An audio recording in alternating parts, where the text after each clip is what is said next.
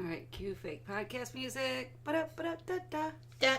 We really need to find some podcast music. Yeah, probably. I just can't find any that is so good that it needs to be like a theme song. I know. All right, so hello and welcome to Michigan Another Mayhem, the show about Michigan, murder, mysteries, and other random mayhem from around the world.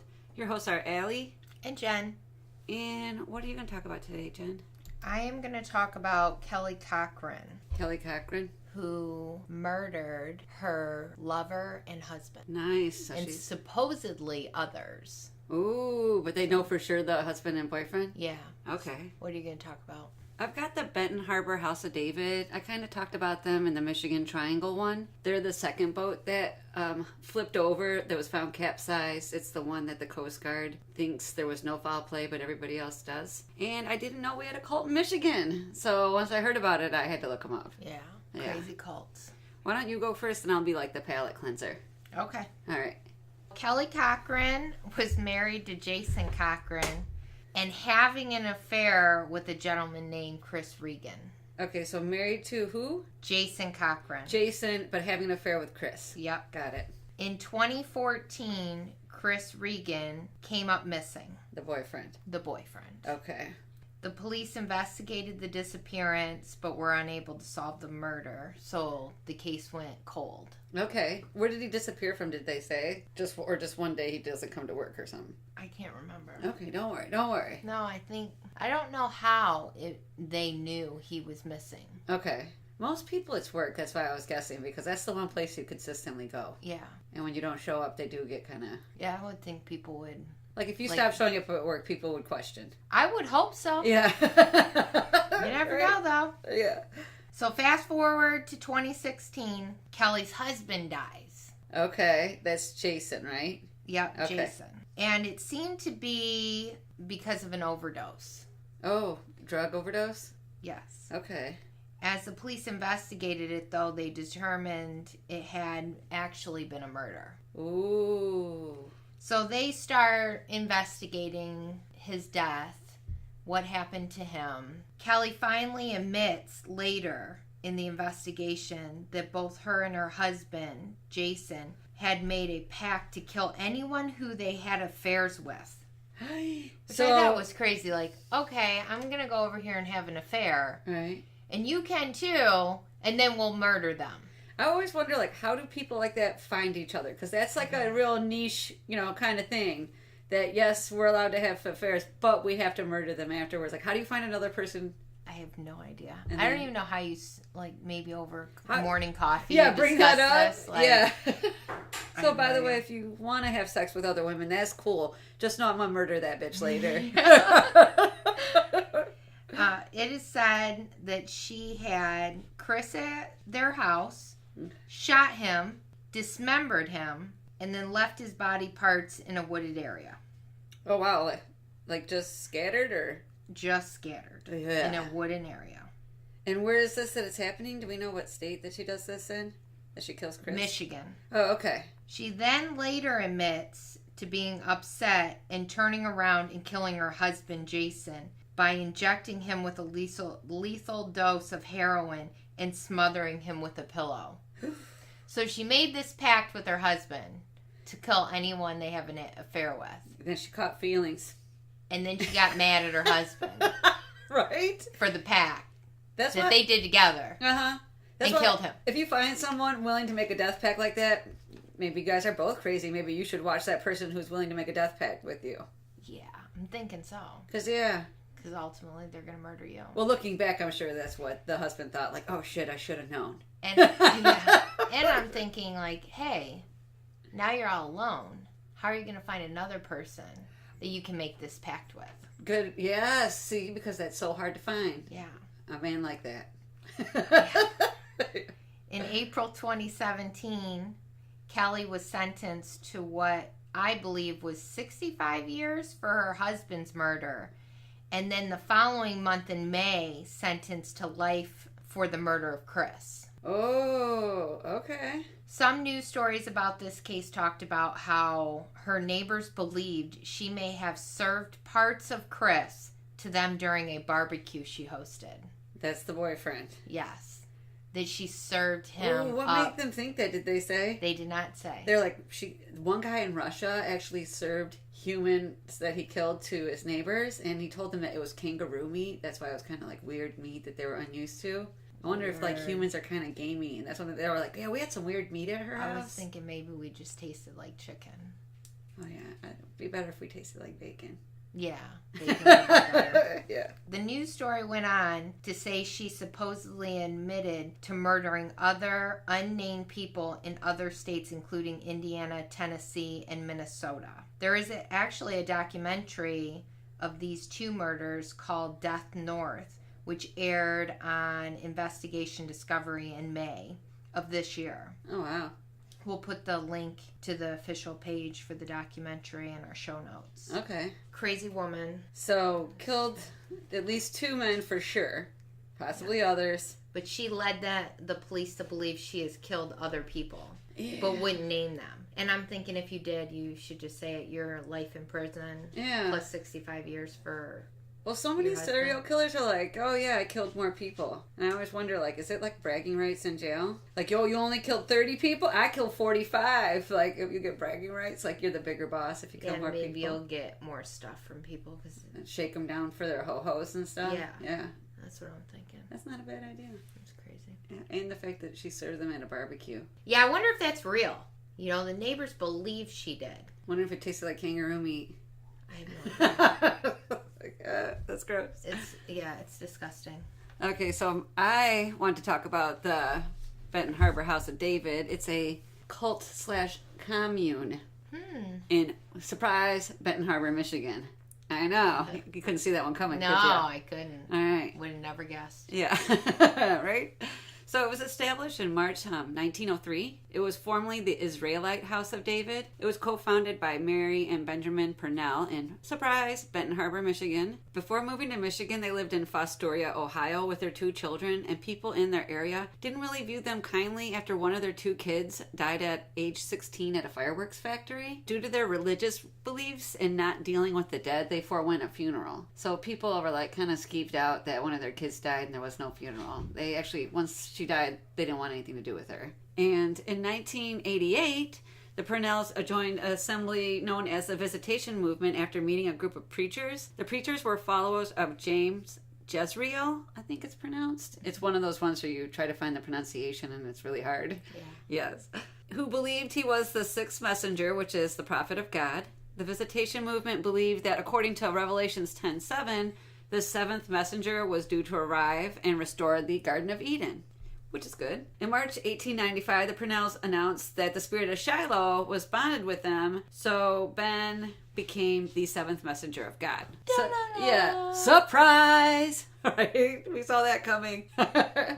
And the last messenger of God. And fire and brimstone awaited the people that didn't believe it. So he's in his own group of religious people. He now thinks he's the prophet, and if you don't believe he's the prophet, you're going to hell. So they're cast out of their cult. Now you know you are like fuck nut crazy. When your own cult pushes you out. Right?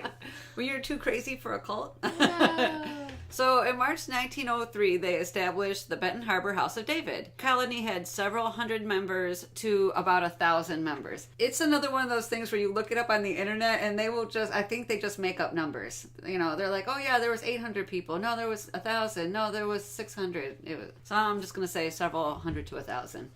Yeah. So the colony rules are no tobacco, alcohol, or personal property. And you know that gets me because, like, I'm not sharing socks and underwear. Yeah, I'm not wearing your underwear. Yeah, I'm not really big into material goods. I'm just gonna keep that one pair then. Yeah, Never give it up. right. Just keep watching it every day, Yeah. put it back on. Yeah. Yeah, I'm not into material goods, but there's certain things that I just like to think of as mine. Yeah, And- I can't use your bar of soap either. Yeah. I have to have my own bar of soap. Yeah, it's soap, you know what I mean? Mm-hmm. Okay. The strict rules were supposed to lead to eternal life. There was no sex even for procreation, so no baby making in this cult. I'm sure somebody was having sex. You know, and the numbers got to go down. If nobody's having sex, you're not making any new members, you know? No, you have to pull them from outside in. Exactly, you have to make other people believe this. I don't want to belittle their beliefs, but this bullshit. Yeah. So I guess I'll do it a little bit. Married couples who entered were asked to consider each other as siblings. And that's kind of Gross to me. That would be gross because you've already had sex with them. Yeah, and now you want to treat him like your brother? Yeah, that's gross. Killing is a sin, so no meat, and they also don't go to war due to their religious convictions. No shaving or cutting of their hair, men included. I could only imagine what my legs would look like. Yeah, they do have pictures that we can do some links to them of the baseball teams, because they did some baseball teams I'll talk about. But these men have luscious locks. Just long, flowing, beautiful hair. Pantene commercial worthy hair. Yes, like just flowing in the breeze hair. In 1906, they owned 1,000 acres that they used to harvest fruit and cultivate grain. They had their own cannery, carpenter shop, coach factory, tailor shop, steam laundry. They had their own electricity plant, which I think that means you're somewhere in the world. You got your own electricity plant. At that point, you're your own city. Yeah, you're your own. Exactly. They had 3 brass bands, 2 orchestras, and a zoological garden. They had baseball teams, touring bands that played on the vaudeville circuit, and a world-famous zoo. They also had an amusement park called Springs of Eden Park, and it was popular in the 1930s. Like, it was a place to go. Which I thought, that's nice. That must have created... people outside of the cult went to this. Yeah, I guess. And even people in the Benton Harbor area look at the cult favorably. They just see them as like, you know, a little off on their religious beliefs, but nice people all together. That's how they believe. They have a mini coal power. They had mini coal power locomotives that were a main attraction. And it closed in the 1970s. A railway museum in Findlay, Ohio, refurbished the locomotive for display. So that little locomotive is still in. It's like the one from Silver Spoons, if you're old enough to remember that. No. Oh, it was a sitcom from the 80s, and this kid was super rich, and his dad is a toy inventor, and they used to, around their mansion, ride a little train. I want a train around my house. Yeah, you should watch Silver Spoons. I didn't know you missed that. You need that in your life. Yeah. Okay. Because then I can put a train around my house. Exactly. I'll help you. I'll ride the train. And actually, the park was revamped in 2011 successfully. And apparently, that's really hard to do, to reopen an amusement park successfully. But it actually worked. I wonder, that's something we should do. Is that like with the old style rides? Or they put new rides? I think there's not so much rides as there are things to look at and to do, I'm going to guess. Because they have the zoo and the flowers. I think it's a thing we would walk around. I don't know. I'm actually just making that shit up. We're going to have to Google this. We need to.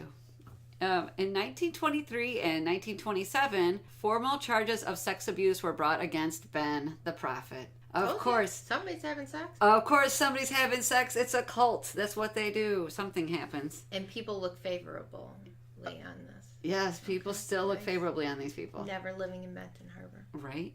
13 young women confessed under oath that Benjamin, the husband, had had sexual relations with them when they were minors. And they said that they were told to have sex with him and maybe other members as a necessary step for salvation, for a purification rite. Of course, that's what he'd say. Some girls were as young as 10 at the time, so he was a sick man for going after children. It had been noted that at a 1910 street fair in Chicago, he slept in the girls' tent and had them dance for him in their night clothes.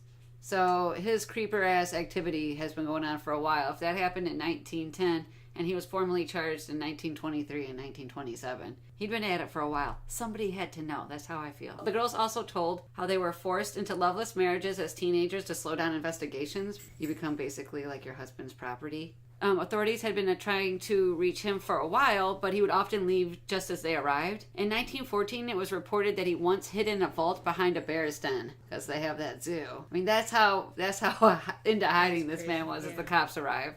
The cops show up at the front door, he goes out the back, you know. In 1927, a judge orders him to leave the cult, and 1 month later, before he's able to be prosecuted, he dies. Which I feel like that's a cheat. Yeah, he really got out of that. Yeah, he did. He's prosecuted. What did he die from? It was just illness, old man illness. He was old, if I remember correctly. Okay, and at this point, the cult splits into 2 different factions, which today, the 2 factions still survive. But it's just like 1 to 4 members in each one, just so not exactly huge. One group was led by co-founder Mary Purnell, Ben's wife. In 1930, they purchased a small plot of land, and they reorganized themselves as the New Israelite House of David, a.k.a. Mary's City of David. So even then, her name's like still in the title. And it was that way until her death at age 90. What I could not find was, what year did she die? I just know that she died at age 90, and that I could not find what year. So another portion of the cult was led by Judge T.H. DeWurst, He believed that Mary did not have the right to authority. He said that he had the authority, and he appointed his own council of elders that supported him. Of course. Of course. He encouraged members to play baseball and to build spiritual and physical discipline to distract themselves from celibacy. So you're not having sex, but at least you get some physical outlet, is what his thinking is.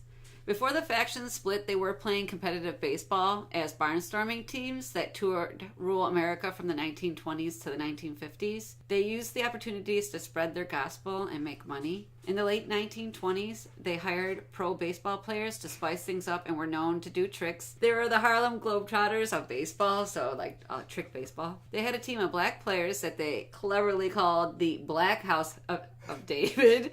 Because, why be creative? And they played the Negro Leagues. So just to give you an idea for membership, in 1935, they had about 350 members, and they peaked from about 1,000. 1955, they had about 150 members. In 2010, they had about 1 to 3 surviving members in one group and 1 to 4 in the other group of the two factions. That went down a lot. Yeah. If you go, there is a Benton Harbor a House of David Museum in St. Joseph, Michigan that highlights all their baseball triumphs and their barnstorming years. There's that to go if you want to visit. We should probably put a link in the show notes to the museum. Yeah, we should do that. But I thought, we have a cult here in Michigan, which actually makes me want to look up more cults. And this ties into The Michigan Triangle. The boat. What was the boat's name? Roosevelt. That's the one they found overturned with some damage. But the Coast Guard said nothing was wrong. It just sprung a leak and flipped over. And there were no survivors. No survivors. And because they were running away. Exactly. They swam away. I believe it. There were 9 to 11 of them, and it was in the 1920s. And let's not forget, in the 1920s is when Benjamin Purnell is being busted for having sex with girls, young girls, children, 10-year-olds. Suddenly 9 to 10 members, I'm going to guess all male, have a flipped boat and are never seen again. Now, they might be fish food, yes, but they also might have run away. Let's leave the possibilities open. Swam to Wisconsin. Yes, exactly. They could have swam to Wisconsin or even swam to a different part of Michigan and got out. I'd give them anything. You've been listening to Michigan and Other Mayhem with Allie and Jen. Contact us at michiganandothermayhem.com to join the conversation, access the show notes, find site links, correct us when necessary, and subscribe to our podcast on iTunes or Google Play. Bye-bye now. Bye-bye.